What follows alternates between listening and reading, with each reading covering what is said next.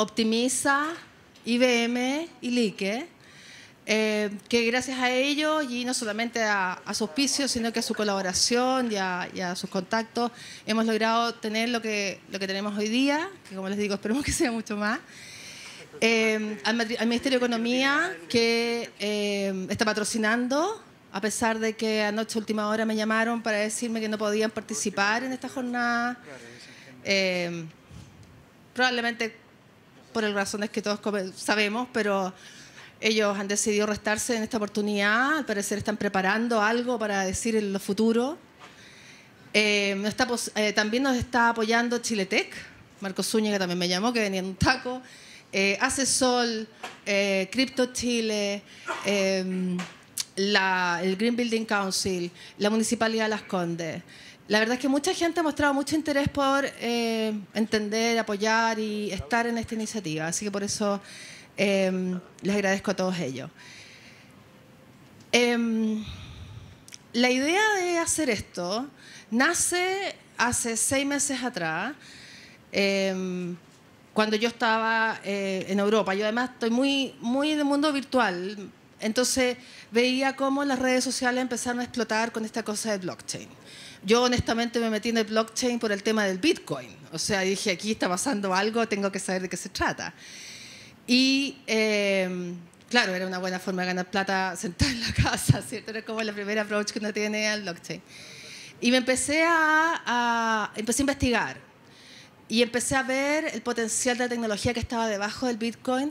Y empecé a entender la idea de esta nueva moneda digital, que bien podría ser la sal. O sea, en alguna época usamos la sal. Hoy día usamos tarjetas de crédito. O sea, podría ser el Bitcoin como cualquier otra cosa. Probablemente los expertos me dirán no. Pero a mí me parece de que un medio de pago tiene que ser aceptado por todos para que pueda ser medio de pago. Por lo tanto, tiene que ver básicamente con un tema de percepción de las personas. Entonces, bueno, me metí en este tema. Y entonces visualicé lo que las Smart Cities de alguna forma sentía yo que le estaba faltando. ¿Por qué? Porque ¿qué es lo que nos está pasando en las ciudades? Básicamente, tenemos que estar renovando todo, estamos poniendo tecnología, muchos productores de tecnología son los que de alguna manera se están llevando,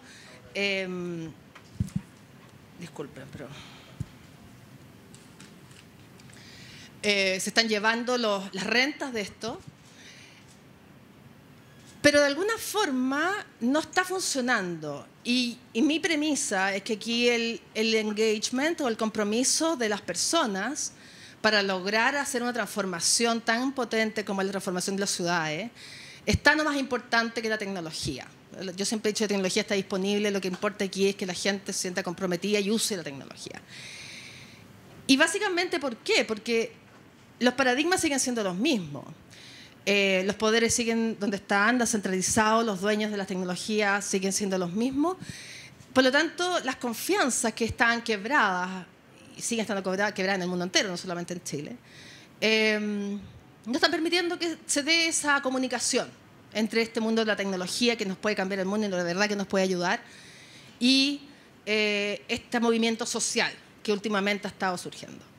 Entonces aparece esta tecnología, blockchain, casi como milagrosa, en que como que resuelve todos los problemas que estamos teniendo en la sociedad hoy día, que tienen que ver con la confianza, con la transparencia, con la trazabilidad, con el consenso. Entonces, como no puedes no ser promoter del blockchain. Entonces, bueno, desde ese momento dijimos, ok, vamos a ir a Chile, vamos a ver quién está hablando de esto. Nos dimos cuenta que mucha gente está hablando de esto, de verdad que hay mucha más gente de lo que pensábamos. Y por eso los invitamos acá, porque hay un montón de mitos, hay un montón de realidades y hay un montón de cosas que se pueden hacer y cosas que no se pueden hacer. Pero la verdad es que lo que importa es que nosotros entendamos de que si no nos subimos a la construcción de esta nueva sociedad con las nuevas tecnologías, sea esta, sea inteligencia artificial, sea cualquier otra, si es que no entendemos que tenemos que trabajar colaborativamente para poder mejorar, para poder cambiar lo que muchos queremos cambiar, esto no va a funcionar. nosotros como chilenos tenemos que asumir nuestras carencias en el tema de la innovación y tenemos que ser conscientes de que hace mucha falta estrechar la brecha entre el conocimiento y la acción. Y como digo yo, al medio estamos nosotros. Que hay un tema cultural que tenemos que de alguna manera abordar. Así que para eso es este espacio, para que nos conozcamos, para que hagamos redes, para que aprendamos. Y our first speaker is Sergey Ivliev, who arrived yesterday from Russia. So the speech will be in English, and we hope that you can participate on it. So welcome. Maybe you can tell the audience about your background or something. You have your word. Oh, okay. Hello. Hello, everyone. Real honor to be here, and thank Chandra for the invitation. I've traveled probably for half of the globe to be here, and I try to give you some overview of the current state of the blockchain technology maturity. So where are we now and where are we heading tomorrow, and how it can change the social and economic structures in the world, because I think we're on the border of the major change. A couple of words about myself. I've worked like 20 years in the IT industry, doing the systems for banks and central banks and companies. And I've started to realize that something is going on there at the blockchain space in 2014, 15. There was early days of Ethereum. There was just appeared this protocol which was built by Samsung and IBM, where they paired the refrigerator and the washing machine that can talk to each other, and they can pay to each other and bargain electricity. That was kind of amazing, and I started to learn more, and it was like a snowball. And 2015 we met with Richard Olsen, who lived in Switzerland, and he was like talking about the digital marketplace, how we can build a marketplace which is global, which is free. We can trade any assets to any asset, and like it was kind of looked like a fantastic. But we founded a company called Like, which is envisioning and building this marketplace. We started with cryptocurrencies and digital assets, tokens, and fiat pairs. But essentially, we think there's going to be myriads of assets digitized in the future, and that there we need to have a marketplace where you can discover the price and the value of those assets. So, and the whole actually area, they have this feeling like the internet of the 90s, of this, a lot of activities going on, smart people are developing protocols. And if you look at think of the internet, it's really a fabulous invention.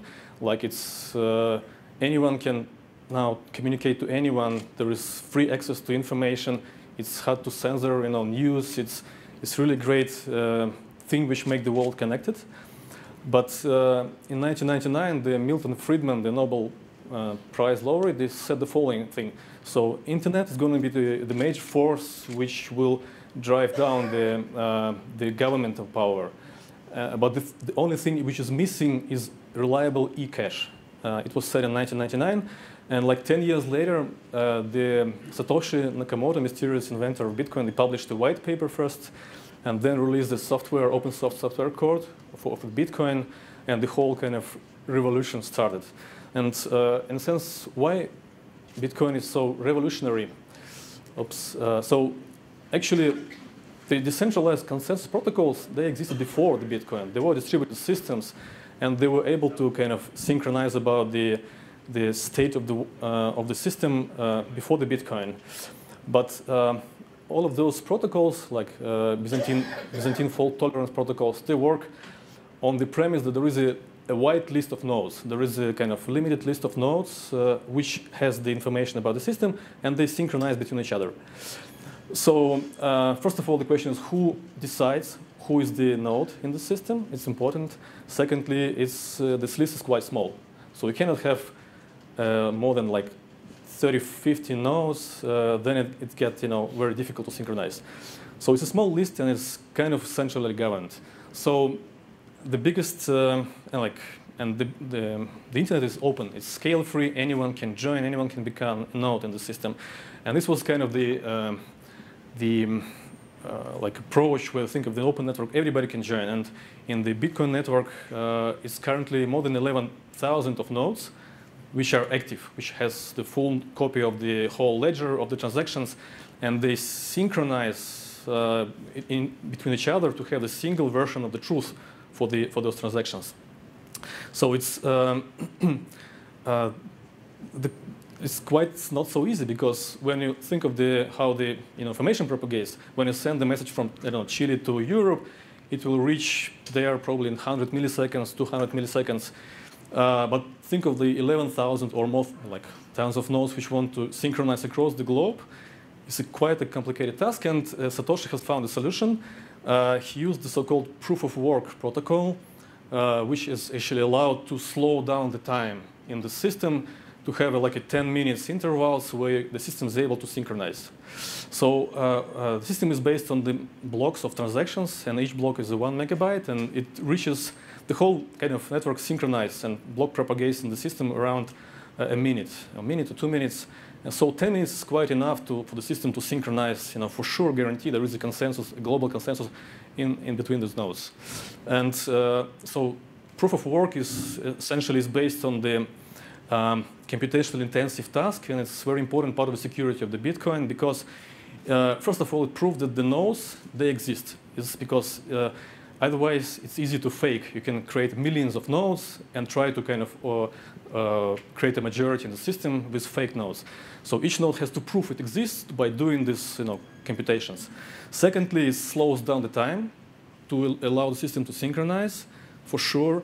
And thirdly, actually, it creates a rule how to select the truth in this ledger is to take the longest chain, to take the chain which has the most amount of work in it. So it's the way to kind of how the system will decide what is the true version of the transactions. So this actually this is quite a barrier for the attack, how to even actually do the attack on the system, because it will cost you a lot of money. If you look at the current Bitcoin power, is the hash rate is around 28 million terahashes per second. It calculates those hashes in the computations. The power, in terms of the consumption, is around 6 gigawatts. It's approximately the size of Colombia consumption. The energy cost that you need to kind of spend to have the system running, it's around $300,000 per hour. So this is actually the cost of attack. If you want to attack the system, you want to create a longer chain with your malicious transactions, and for that you need to have enough equipment, which is probably costs around 4 billion now, is the rough estimation, and you have to also to spend electricity. So it's quite an expensive attack. I mean, it's probably make no sense. But if you have this equipment, why not simply to do the honest validation? You can earn this. Every block is giving the premium of 12.5 bitcoins, so it's 75 bitcoins per hour plus some bitcoins which come from fees. So this makes you kind of really earning the revenue from doing the honest mining, and this compensates you for all of your electricity costs, and so it's pretty profitable business. So it's kind of economics incentive, which is important in this open system. There is no central bank, no authority which tells you what to do to force you to kind of be the node. It's simply the self-interest of those agents which do profitable business, and that's why the system is so stable. There is kind of there shouldn't be regulation. There's self-regulation. It self-regulates itself, and everybody behaves in their own self-interest. So what was the consequence of this in Bitcoin? It actually the mining has been concentrated naturally in those regions where there's cheap electricity, like China, like Mongolia. China also has cheap equipment, so it's kind of naturally concentrated there. And Chinese pools, they have most of the hash rate in the Bitcoin network now. And this is a kind of a concern also, because it's really not a very politically kind of open state. Then it's also a lot of electricity consumed, as I said. And what about the efficiency of the Bitcoin? So you probably know that it's the biggest kind of problem. This Bitcoin is not scalable enough. So because we have this 1 megabyte blocks every 10 minutes, and each block can contain around 4,000 transactions because of the average size of transaction, it gives you the kind of peak power of around 5 transactions per second in Bitcoin. It was reached in last December when it was the most hype in Bitcoin. It was 5 transactions per second was reached. But it's still too small compared to the even like a Western Union, a money service can process on average now process around 10 transactions per second. Swift is 130. PayPal is 200, and Visa is around 5,000 on average per second. So it's the financial systems which are kind of retail. They process thousands per second, so it's far away from the Bitcoin. And the Bitcoin cannot really scale easily because it's the security which shouldn't be compromised. Now, what about the volume, the value of the money which is transferred in this in the system, and actually similar other systems like Ethereum? It's now on average $1 to $2 billion per day. It's above the Western Union and above PayPal, but it's below the Visa and Swift, of course. But it's still kind of already a meaningful way to transfer money around cross-border to pay for things, especially when it's mid-size and large-size payments. So people are kind of using it for that purpose.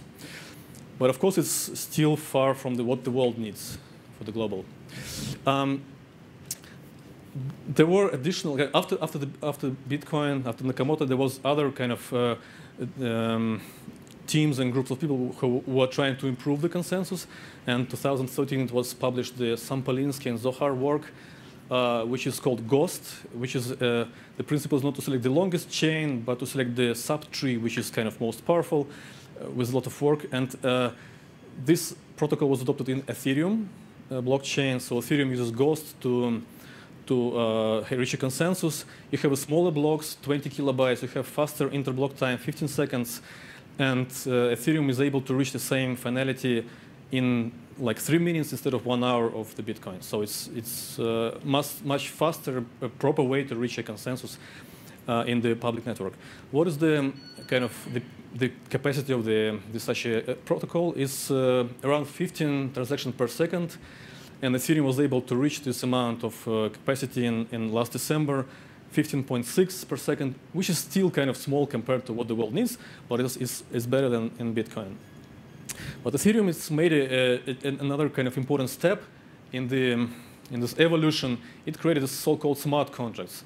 And smart contracts is the word which was actually figured out by, published a paper by Nick Szabo in 1990s around the kind of a law you can put into the programming language, and it will execute it automatically without a human interaction, without those disputes in the courts. So it's kind of a hard law, which is not disputable. And based on and Ethereum has implemented this approach. They have a programming language which is called Solidity, which allows you to create a program, a contract, which is then compiled to the virtual machine and is executed all the chains, all the blocks, all the nodes in the blockchain, and they synchronize in terms of the results. So they kind of reach a consensus of what is the result of this algorithm. So it allows to create the so-called decentralized applications. So you can create various complicated contracts, rules, and automatically implement them on the Ethereum network. And even create some decentralized autonomic organizations, like a governance body without humans, which is kind of has some rules how to vote, how to perform the function.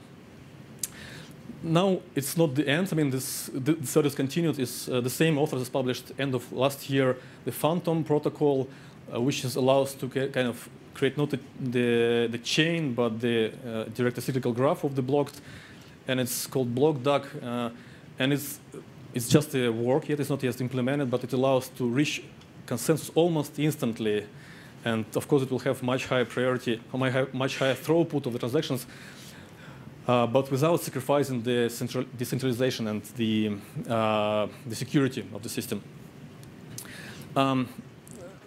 another problem of the Bitcoin is this energy consumption. So it's, Columba is not the limit. There will be probably the hash rate will increase further, and it will be a substantial amount of electricity just sort of wasted for this security of the Bitcoin. It's not wasted, but it's not productively using the energy. So there is a family of consensus protocol which calls proof of stake, which creates a way to synchronize the nodes and without actually mining, without spending the electricity costs. But instead of this, they use the economic incentive, the stake. If you want to be a node, you need to buy a stake. So you invest your own money, and then you put this money at stake. You kind of risk them, and if you be the malicious one, you can lose those stakes. So essentially, so it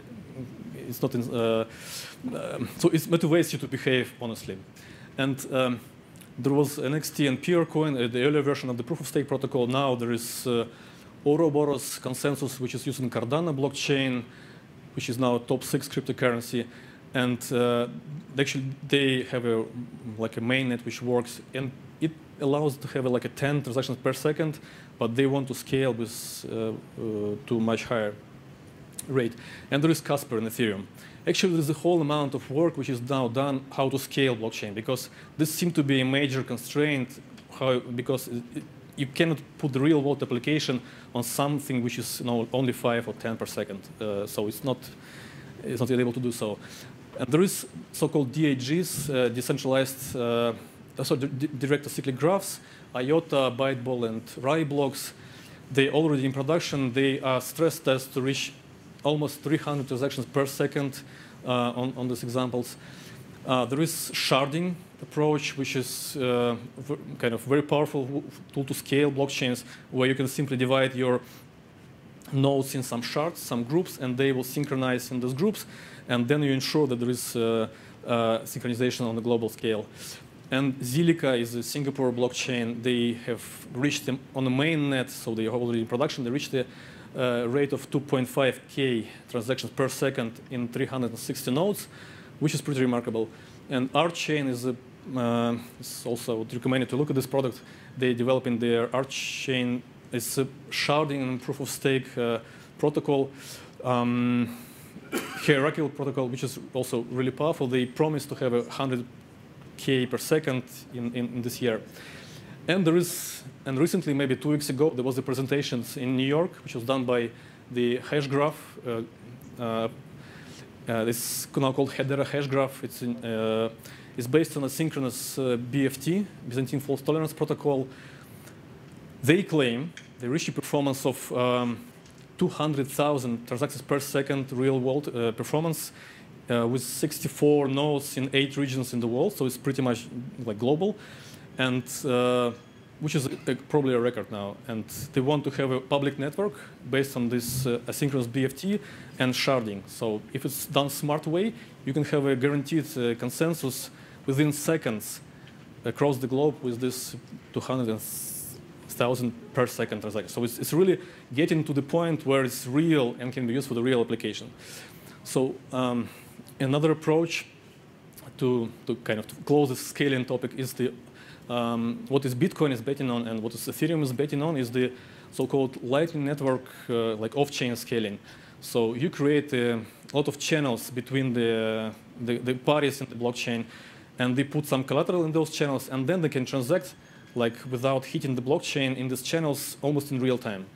And they have a blockchain just only used when there is some disputes. When some party doesn't agree, they go to the blockchain, and then it's a way to resolve this dispute.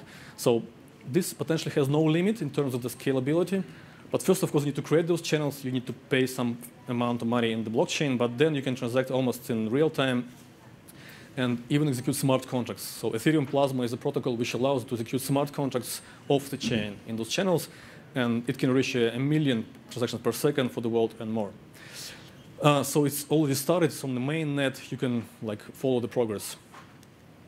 But again, so this technology is maturing, and these value protocols can really, there's no doubt they will reach the maturity. So it's there, will be there in years. But what can be used for, and what is it good for? And around half a year ago, we had in Russia, we had the foresight fleet. So we embarked on the ship and we traveled to the river for 5 days to think about the future. So we kind of were also divided into groups and tried to foresee the future in these particular things like smart cities, like education. And one of the topics was, when I was there, it was a crypto, like crypto and digital assets. What would be the future in this kind of 2035? And if you kind of look at the world in 10, 15 years from now, we'll see that most of the people will live in, like, they will move to cities. So it's kind of a trend. They will concentrate, they will live in cities. And they'll be much more connected there in cities. Then they will have, everybody will have smartphone. And smartphones will be much smarter than now. So it's going to be probably 100 times smarter than now. So it's faster and more compact and more integrated to the human body. So it's going to be 6 billion of people with supercomputers, all connected on the internet. So it's kind of society which is truly global. Then also you have those Internet of Things. You'll have devices and smart, like sensors, autopilot cars, drones, also everywhere. It's going to be like at least 50 billion of devices also connected to the internet, which will have to communicate. And this creates a kind of social and connectivity which is above the states, which is like the internet is truly flat. And in this new social network, you will need a new mechanisms to exchange information. This already exists, internet, but also to exchange the value and to have the micropayments, to have the ability for them to interact directly, not through the central banks, various countries for the payment to reach from Chile to Russia. I don't know. So it should take seconds, but not days, to be able to transact with each other. And this is where the financial system is a kind of lagging behind, because it's all in siloed, it's all regional based, it's all regulated very much. So there's a call for the new protocols of value transmission, and they will be there. Technically, they will be there. So what will be used for? So first of all, it's all those people will have to kind of have some. They will have digital IDs, so their digital passports, their digital wallets, where they will be able to handle their assets, to pay for things, to invest, to trade, to exchange value. Then they will have them also to vote. So you can have even a direct democracy, because you can vote on different levels for things. Then there will be. It's also easy to tokenize the assets. So there will be many assets tokenized. The ownership rights, the IP rights. Now we work with the music project. They tokenize the music rights for the artist directly to go to the blockchain to securitize his rights for the composition and for this fan to be able to kind of support him. And so this all is very real. And we think there's going to be billions of assets digitized in like 10 years. Then you need the social networks which are censorship free. So with the scandals of how the social networks now use our data, to sell it to the advertisers or to some, shady things. So there should be more control of we need to empower the humans to control their own private data before releasing it. They should control how they release it to the third party. Then all the economy is going to be shared. So it's going to be a sharing economy. And so we'll think like you can share your computing power, for computing, your bandwidth of the Wi-Fi, decentralized constant distribution networks, and so on. And coming to the point of the smart cities, so there will be a need for for those IoT things and humans to interact within the city, to have a shared property, shared mobility, and we now work with the Germany project. They actually have a box, a power box, which is bidirectional. It's able to consume the energy from the grid, but also send the energy back to the grid. You can have a solar panel on your rooftop. You can have an electric car, which is able to kind of store the electricity and get it back to the network. So it's kind of more flexible system to trade, to exchange the energy. So, well, a lot of things is going on now, and the future is here. It's just not evenly distributed.